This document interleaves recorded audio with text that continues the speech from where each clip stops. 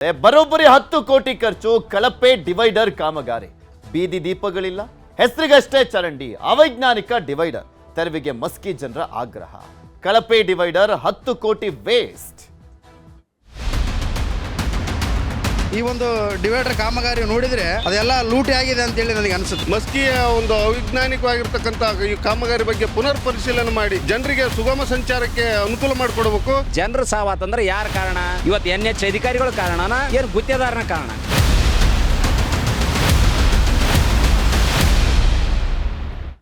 ಜನರ ದುಡ್ಡನ್ನ ಯಾವ್ಯಾವ ರೀತಿಯಾಗೆಲ್ಲ ಪಾಲ್ ಮಾಡ್ಬೋದು ಅಂದ್ರೆ ಇದನ್ನ ನೋಡಿ ಕಲಿಬೇಕು. ಈ ಸುದ್ದಿಯನ್ನ ತೋರಿಸ್ತಾ ಇದೀವಲ್ಲ, ಕಂಪ್ಲೀಟ್ ಆಗಿ ಅವೈಜ್ಞಾನಿಕವಾಗಿ ಕೆಲಸವನ್ನ ಮಾಡಲಾಗಿರುವಂತ ಹಿನ್ನೆಲೆಯಲ್ಲಿ ಅಲ್ಲಿನ ಜನ ಆಕ್ರೋಶವನ್ನ ವ್ಯಕ್ತಪಡಿಸ್ತಾ ಇದ್ದಾರೆ. ರಾಯಚೂರಿನ ಮಸ್ಕಿಯಲ್ಲಿ ಕಳಪೆ ಕಾಮಗಾರಿಯ ಆರೋಪ. 10 ಕೋಟಿ ವೆಚ್ಚದಲ್ಲಿ ರೋಡ್ ಡಿವೈಡರ್ ಅನ್ನ ಮಾಡಲಾಗಿದೆ. 10 ಕೋಟಿ ವೆಚ್ಚ ಮಾಡಲಾಗಿದೆ ರೋಡ್ ಡಿವೈಡರ್ಗೆ, ರೋಡಿಗಲ್ಲ, ರೋಡ್ ಡಿವೈಡರ್ ಹಾಕ್ಲಿಕ್ಕೆ 10 ಕೋಟಿ ವೆಚ್ಚ. 10 ಕೋಟಿ ವೆಚ್ಚ ಕಾಮಗಾರಿ ಕಳಪೆಯಿಂದ ಕೂಡಿದೆ ಅನ್ನುವಂಥದ್ದು. ರಾತ್ರಿ ಆದ್ರೆ ಉರಿಯದ ವಿದ್ಯುತ್ ದೀಪಗಳನ್ನೆಲ್ಲ ಹಾಕಿದ್ದಾರೆ.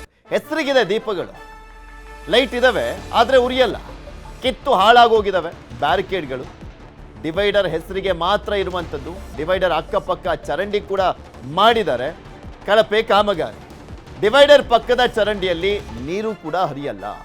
ಗುತ್ತಿಗೆದಾರರ ಮೇಲೆ ಬೇಕಾಬಿಟ್ಟಿ ಕೆಲಸದ ಆರೋಪ.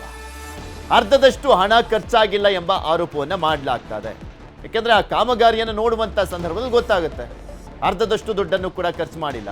ಕಳಪೆ ಕಾಮಗಾರಿ, ಅವೈಜ್ಞಾನಿಕ ಕಾಮಗಾರಿ. ಒಂದು ಕಳಪೆ ಕಾಮಗಾರಿ, ಇನ್ನೊಂದು ಅವೈಜ್ಞಾನಿಕ ಕಾಮಗಾರಿ. ಇದ್ದು ಇಲ್ಲದಂತಿರುವಂತ ಕೆಲಸ ಅಲ್ಲ. ಮಾಜಿ ಶಾಸಕ ಹಾಗೂ ಹಾಲಿ ಶಾಸಕರು ಗುದ್ದಲಿ ಪೂಜೆ ಮಾಡಿದಂತ ಕಾಮಗಾರಿ ಅದು. ಅವೈಜ್ಞಾನಿಕ ಆಗಿದೆ ಅಂತ ಅಲ್ಲಿನ ಜನ ಆಕ್ರೋಶ ವ್ಯಕ್ತಪಡಿಸ್ತಾ ಇದ್ದಾರೆ. ಮಸ್ಕಿ ಶಾಸಕ ಬಸನಗೌಡ ತುರ್ವಿಹಾಳ ಮೇಲೆ ಮಸ್ಕಿ ಜನರು ಆಕ್ರೋಶವನ್ನು ಹೊರಹಾಕಿದ್ದಾರೆ. ಪ್ರಥಮ ದರ್ಜೆ ಗುತ್ತಿಗೆದಾರ ಶ್ರೀನಿವಾಸ್ ಅಮ್ಮಾಪುರ ಮತ್ತು ಕಂಪನಿ ಮಾಡಿರುವಂತ ಕಾಮಗಾರಿ ಇದಂತೆ. ಇನ್ನ ಸ್ಥಳೀಯರು ಏನು ಮಾತನಾಡಿದ್ರು ನೋಡ. ಮತ್ತು ಡಿವೈಡರ್ ಒಂದು ರಾಜ್ಯ ಹೆದ್ದಾರಿ ಪ್ರಾಧಿಕಾರದ ವತಿಯಿಂದ ಮಸ್ಕಿಯಲ್ಲಿ ಕೈಗೊಂಡಿರತಕ್ಕಂಥ ಒಂದು ಡಿವೈಡರ್ ಮತ್ತು ಚರಂಡಿ ಕಾಮಗಾರಿಯು ಸುಮಾರು 10 ಕೋಟಿ ರೂಪಾಯಿ ವೆಚ್ಚದಲ್ಲಿ ನಿರ್ಮಾಣ ಆಗಿದೆ. ಆದರೆ ಈ ಒಂದು ರಸ್ತೆ ಮತ್ತು ಡಿವೈಡರ್ ಒಂದು ನಿರ್ಮಾಣ ಮಾಡುವ ಉದ್ದೇಶ ಸುಗಮ ಸಂಚಾರ ಮತ್ತು ಜನ ದಟ್ಟಣೆಯನ್ನು ಕಡಿಮೆ ಮಾಡುವ ಉದ್ದೇಶಕ್ಕೆ ಈ ಒಂದು ಕಾಮಗಾರಿನ ಸರ್ಕಾರ ಕೈಗೊಂಡಿತು. ಆದರೆ ಇಲ್ಲಿವರೆಗೂ ಅವು ಏನು ಉದ್ದೇಶ ಇಟ್ಕೊಂಡು ಈ ಒಂದು ಕಾಮಗಾರಿ ನೆರವೇರಿತ್ತು, ಆದರೆ ಆ ಉದ್ದೇಶ ನೆರವೇರಿಲ್ಲ. ಯಾಕಂದರೆ ಈ ಒಂದು ಕಾಮಗಾರಿ ಆದಾಗಿನಿಂದ ಇಲ್ಲಿನ ಸಂಚಾರ ದಟ್ಟಣೆ ಇನ್ನೂ ಹೆಚ್ಚಾಗಿದೆ. ಈ ಒಂದು ಕಾಮಗಾರಿ ನಿರ್ವಹಣೆ ಮಾಡಿ ಒಂದು ವರ್ಷದ ಒಳಗಡೆ ಆಗಿ ಈ ಒಂದು ಕಾಮಗಾರಿ ಸಂಪೂರ್ಣ ಕಳಪೆ ಮಟ್ಟದ ಕೂಡಿರೋದ್ರಿಂದಾಗಿ ಅಲ್ಲಲ್ಲಿ ಬ್ಯಾರಿಕೇಡ್ಗಳು ಬಿದ್ದೋಗಿರ್ಬೋದು ಮತ್ತು ಲೈಟ್ ಕಂಬಗಳು ಬಿದ್ದೋಗಿರುವಂಥದ್ದು ಕಣ್ಣಲ್ಲಿ ಕಾಣಬಹುದಾಗಿದೆ. ಈ ಒಂದು ಡಿವೈಡರ್ ಕಾಮಗಾರಿ ನೋಡಿದರೆ 10 ಕೋಟಿ ರೂಪಾಯಿ ಅಂದಾಜು ವೆಚ್ಚದಲ್ಲಿ ಕಾಮಗಾರಿ ಆಗಿದೆ. ಹಂಗಾಗಿ ನಾವು ಪ್ರಗತಿಪರ ಸಂಘಟನೆಗಳು ಒಕ್ಕೂಟದಿಂದ ನಾವು ಧರಣಿ 3 ದಿನದ ಕಾಲ ಧರಣಿ ಕುಂತಾಗ ಅವು ಧಾರವಾಡದಿಂದ ಒಂದು ಸಮೀಕ್ಷೆ ಮಾಡೋಕ್ಕೆ ಒಂದು ಟೀಮ್ ಬಂದಿತ್ತು. ತನಿಖಾ ತಂಡ ಬಂದ ನಂತರ ಅವರು ಸ್ಪಷ್ಟವಾಗಿ ಒಂದು ವರದಿ ಕೊಟ್ಟರು. ಅವರು ಇದರಲ್ಲಿ ಈ ಕಾಮಗಾರಿಯಲ್ಲಿ ಲೋಪ ಇದೆ, ನೀವು ಸರಿಪಡಿಸ್ಬೇಕಂತೇಳಿ ಅವರು ವರದಿ ಕೊಟ್ಟರು ಕೂಡ ಇವರು ಒಳಗಿಂದೊಳಗೆ ಜನಪ್ರತಿನಿಧಿಗಳಾಗಿರ್ಬೋದು, ಅಧಿಕಾರಿಗಳು ಶಾಮೀಲಾಗಿ ಈ ಒಂದು ಯಾವುದೇ ರೀತಿಯಲ್ಲಿ ಈ ತನಿಖೆ ಮಾಡ್ದೇ ಈ ಕಾಮಗಾರಿ ಮಾಡಿ ಕಾಯಿಸಿ ಇದಷ್ಟೆಲ್ಲ ಅನಾಹುತಕ್ಕೆ ಕಾರಣ ಅವರೇ ಆಗಿದ್ದಾರೆ. ಹಾಗೆ ಇನ್ನೊಂದೇನೆಂದರೆ ಇಲ್ಲಿ ಭಾಳಷ್ಟು ಬೀದಿ ವ್ಯಾಪಾರಿಗಳಿಗೆ, ಸಾರ್ವಜನಿಕರಿಗೆ, ಆಟೋ ಚಾಲಕರಿಗೆ, ರೈತರಿಗೆ, ಶಾಲಾ ಮಕ್ಕಳಿಗೆ ಓಡಾಡಲು ಭಾಳಷ್ಟು ಕಷ್ಟವಾಗಿದೆ. ಇದ್ರ ಬಗ್ಗೆ ಇನ್ನಷ್ಟು ಮಾಹಿತಿಯನ್ನು ಕೊಡ್ತಾ ಹೋಗ್ತಾರೆ ನಮ್ಮ ರಾಯಚೂರಿನ ಪ್ರತಿನಿಧಿ ವಿಶ್ವನಾಥ್ ಹುಗಾರ್ ನಮ್ಮ ಜೊತೆ ನೇರ ಸಂಪರ್ಕದಲ್ಲಿ ಜಾಯ್ನ್ ಆಗಿದ್ದಾರೆ. ವಿಶ್ವನಾಥ್, ಜನರ ದುಡ್ಡು ಗುತ್ತಿಗೆದಾರರ ಜಾತ್ರೆ ಮಾಡ್ಕೊಂಡಂತೆ ಕಾಣಿಸ್ತಾ ಇದೆ. ಕಳಪೆ ಕಾಮಗಾರಿ, ಅವೈಜ್ಞಾನಿಕ ಕಾಮಗಾರಿಯಲ್ಲಿ ಯಾವಾಗ ಆಗಿರುವಂಥದ್ದು ಕಾಮಗಾರಿ? ಶಾಸಕರು ಏನು ಹೇಳ್ತಾರೆ ಇದಕ್ಕೆ?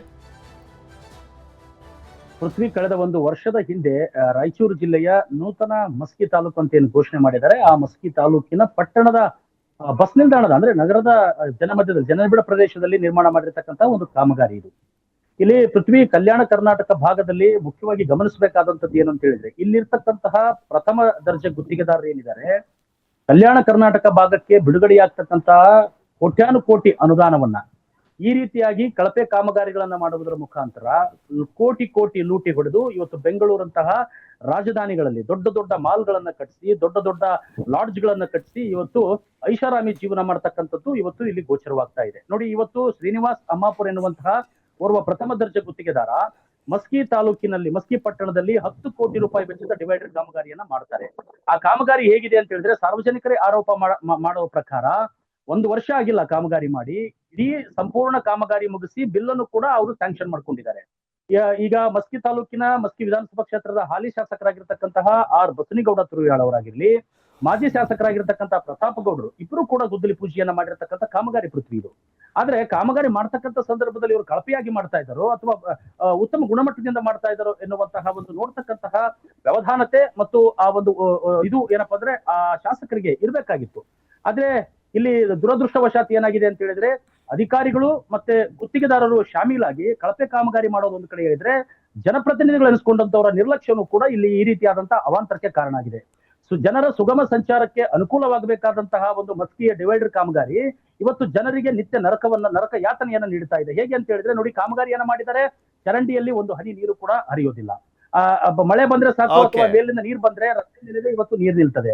ಮತ್ತೊಂದ್ ಕಡೆ ವಿದ್ಯುತ್ ದೀಪಗಳಿದಾವೆ, ಕಂಬಗಳು ಅಲ್ಲಲ್ಲಿ ಬಿದ್ದು ಹೋಗಿದಾವೆ, ಡಿವೈಡರ್ ಕೂಡ ಬಿದ್ದು ಹೋಗಿದಾವೆ. ಒಂದು ವರ್ಷ ಆಗಿಲ್ಲ, ಇಷ್ಟೆಲ್ಲ ಅವಾಂತರಗಳನ್ನು ಸೃಷ್ಟಿ ಮಾಡಿರ್ತಕ್ಕಂಥ ಈ ಡಿವೈಡರ್ ಕಾಮಗಾರಿ ಯಾಕೆ ಬೇಕು ನಮಗೆ? ಇದನ್ನ ತೆರವುಗೊಳಿಸಿ ಎನ್ನುವಂತಹ ಒಂದು ಒತ್ತಾಯವನ್ನ ಮಸ್ಕಿಯ ಜನತೆ ಆಗ್ರಹ ಮಾಡ್ತಾ ಇದೆ. ಅಕಸ್ಮಾತ್ ತೆರವುಗೊಳಿಸದೆ ಹೋದ್ರೆ ನಾವೇ ನಿಂತು ಅದನ್ನ ಒಡೆದಾಕ್ತಿವಿ ಎನ್ನುವಂತಹ ಆಕ್ರೋಶವನ್ನು ಕೂಡ ಸಾರ್ವಜನಿಕರು ವ್ಯಕ್ತಪಡಿಸ್ತಾರೆ ಪೃಥ್ವಿ. ಯಾಕಂತ ಕೇಳಿದ್ರೆ, ಈ ಒಂದು ಅವೈಜ್ಞಾನಿಕ ಕಳಪೆ ಡಿವೈಡರ್ ಕಾಮಗಾರಿಯಿಂದ ಇವತ್ತು ಜನರಿಗೆ, ವಾಹನ ಸವಾರರಿಗೆ ಇವತ್ತು ನಿತ್ಯ ಅಪಘಾತಗಳಾಗ್ತಾ ಇದಾವೆ, ಕೈಕಾಲುಗಳನ್ನ ಮುರ್ಕೊಳ್ತಾ ಇದ್ದಾರೆ, ವ್ಯಾಪಾರಸ್ಥರಿಗೆ ನಷ್ಟ ಆಗ್ತಾ ಇದೆ. ಟೋಟಲಿ ಇವತ್ತು ಮಸ್ಕಿ ಪಟ್ಟಣದ ಜನತೆ ಈ ಒಂದು ಡಿವೈಡರ್ ಕಾಮಗಾರಿಯಿಂದ ನರಕಯಾತನೆಯನ್ನು ಅನುಭವಿಸ್ತಾ ಇದ್ದಾರೆ. ಹೀಗಾಗಿ ಗುತ್ತಿಗೆದಾರರ ವಿರುದ್ಧ ಇವತ್ತು ಥರ್ಡ್ ಪಾರ್ಟಿ ಇನ್ಸ್ಪೆಕ್ಷನ್ ಅಂತ ಮಾಡಿ ಕಳಪೆ ಕಾಮಗಾರಿ ಅಂತ ಆ ಇನ್ಸ್ಪೆಕ್ಷನ್ ಬಂದಂತವರು ವರದಿ ಕೊಟ್ಟರು ಸಹಿತ ಅಂತವ್ರ ಮೇಲೆ ಕ್ರಮ ಆಗೋದಿಲ್ಲ ಅಂತ ಹೇಳಿದ್ರೆ, ಇದು ಯಾವ ರೀತಿಯಾದಂತಹ ಕಾನೂನು, ಯಾವ ರೀತಿಯಾದಂತಹ ರಾಜ್ಯದಲ್ಲಿ ಆಡಳಿತ ನಡೀತಾ ಇದೆ ಎನ್ನುವಂತಹ ಪ್ರಶ್ನೆ ಮಸ್ಕಿ ಜನರನ್ನ ಕಾಡ್ತಾ ಇದೆ. ಹಾಗಾಗಿ ಅಧಿಕಾರಿಗಳು ಸೂಕ್ತ ಕ್ರಮ ಡಿವೈಡರ್ ಕಾಮಗಾರಿಯನ್ನು ತೆರವುಗೊಳಿಸಿ ಜನರ ಸುಗಮ ಸಂಚಾರಕ್ಕೆ ಅನುವು ಮಾಡಿಕೊಡ್ಬೇಕು.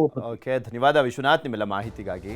ಇಲ್ಲಿ ಜನ ಆಕ್ರೋಶ ವ್ಯಕ್ತಪಡಿಸ್ತಾ ಇದ್ದಾರೆ, ಕಳಪೆ ಕಾಮಗಾರಿ, ಅವೈಜ್ಞಾನಿಕ ಕಾಮಗಾರಿ ಅಂತೆಲ್ಲ. ಹಂಗಿದ್ರೂ ಕೂಡ ಜನಪ್ರತಿನಿಧಿಗಳು, ಅಧಿಕಾರಿಗಳು ಸೈಲೆಂಟ್ ಆಗಿದ್ದಾರೆ ಅಂದರೆ ಅವರಿಗೆಲ್ಲ ಎಲ್ಲೆಲ್ಲಿ ಬಿಸಿ ಮುಟ್ಟಿಸ್ಬೇಕು, ಯಾವ್ಯಾವ ರೀತಿಯಾಗಿ ಎಷ್ಟೆಷ್ಟು ಪರ್ಸೆಂಟೇಜ್ ಕೊಡಬೇಕು ಎಲ್ಲ ಕೊಟ್ಟಾಗಿರುವಂಥ ಹಿನ್ನೆಲೆಯಲ್ಲೇ ಸೈಲೆಂಟ್ ಆದಂತೆ ಕಾಣಿಸ್ತಾ ಇದೆ. ನೋಡೋಣ ಈಗಲಾದರೂ ನೆಕ್ಸ್ಟ್ ಆನ್ಸರ್ ಮಾಡ್ತಾರಾ, ಅಲ್ಲಿ ಪರಿಶೀಲನೆ ಮಾಡಿ ಇಲ್ಲ ಕಳಪೆ ಆಗಿದೆ ಅನ್ನುವಂಥ ನಿಟ್ಟಿನಲ್ಲಿ ಕ್ರಮ ಕೈಗೊಳ್ಳಲಿಕ್ಕೆ ಮುಂದಾಗ್ತಾರಾ ಅಂತ.